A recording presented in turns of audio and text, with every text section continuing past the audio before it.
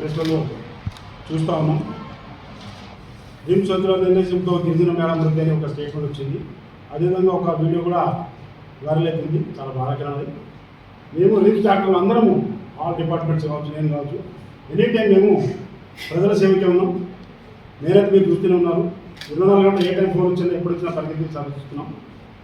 6వ తేదీ నాడు ఒక గిరిజన మహిళ టేకం పోతుమైన ఆమె 6 రోజులు అడ్మిట్ అయింది. ఇమ్మీడియట్గా మా డాక్టర్లు చూసి అందరూ ప్రొఫెసర్, అసిస్టెంట్ ప్రొఫెసర్ పీజీసీఎస్ అని చూసి 6 నాడు ఆమెకు 6 నాడు అడ్మిట్ అయితే 7 నాడు సిటీ స్కాన్ చేశారు, రిపోర్ట్స్ అన్నీ ఉన్నాయి. అదేవిధంగా ట్రీట్మెంట్ సాధించారు.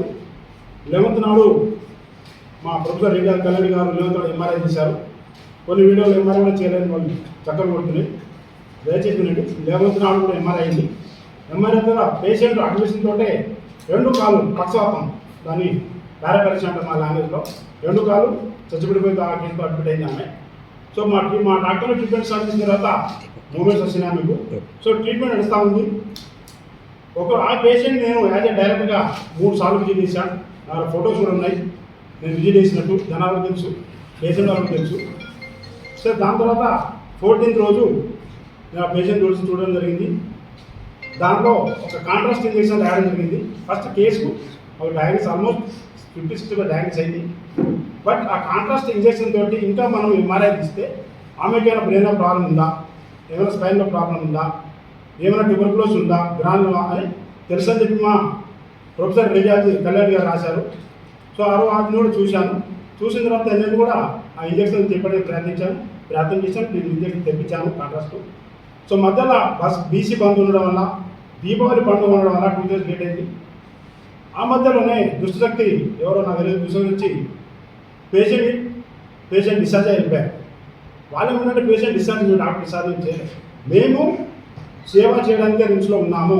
24 hours మా డాక్టర్ కావచ్చు, నేను కావచ్చు, మా స్టాఫ్ కావచ్చు, మా ఆర్ఎంఓ, మెడికల్ సూపరింటెండెంట్ దీపక్ కుసేర్ గారు కావచ్చు, వీఆర్ డూయింగ్ సర్వీసెస్. సో నేను చెప్పేది అంటే మేము ట్రీట్మెంట్ చేయడానికి ఉన్నాం. ఏ డాక్టర్ కూడా ఏ పేషెంట్ చావాలని కోరుకోరు. ఏ డాక్టర్ సరే ఒకరిని బతికి చదివిస్తాం. నేను కానీ వాళ్ళలో ట్రైబల్ పేషెంట్లకు 100 మందికి నేను కౌన్సిలింగ్ ఇచ్చి నా చేతులకి డీజిల్ పైసలు పోయించి ఆరోపణ జరుగుతున్నాయి. కానీ పేపర్లు ఏంటంటే వైద్యం అందరికీ రిమ్స్ వైద్యం నిలిచడంతో గిరిజన భయపడి దయచేసి దీన్ని ఖండిస్తున్నా. ఇది అబద్ధం. మా కేసులు అన్ని రికార్డ్స్ ఉన్నాయి. ఏ రోజు ఏం చేశారు మా డాక్టర్లు ప్రతిదీ ఉన్నాయి. మా సీనియర్ ప్రొఫెసర్ కళ్యాణి గారితో ధ్యాన్ తెలుసు, సీనియర్ తానల్ గారు తెలుసు. ఈ కేసుని న్యూరో సర్జన్ విజయమోహన్ చూశారు. అన్ని రకాలు ఉన్నాయి. దయచేసి దీన్ని అర్థం చేసుకోవాలి. వాస్తవాలు రాయడానికి కదా రిక్వెస్ట్ చేస్తున్నాం. ఒకవేళ ఏమైనా వార్తలు రాస్తే దయచేసి నన్ను కూడా సంప్రదించండి. నా వర్షంలో కొన్ని తీసుకోండి. ఇదే విషయం చెప్దామని మీ అందరికీ పిలిచాను. ఈరోజు థ్యాంక్ యూ.